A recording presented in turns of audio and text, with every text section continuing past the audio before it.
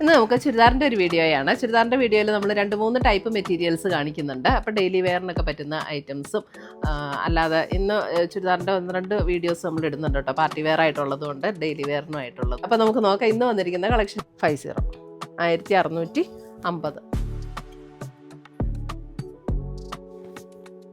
കോതമംഗലം ടൗണിൽ നിന്ന് 4 കിലോമീറ്ററാണ് നമ്മുടെ ഷോപ്പിലേക്കുള്ള ഡിസ്റ്റൻസ്. ദുപ്പട്ടയും നല്ല സോഫ്റ്റ് ആയിട്ടുള്ള മെറ്റീരിയലാണ്. 1850.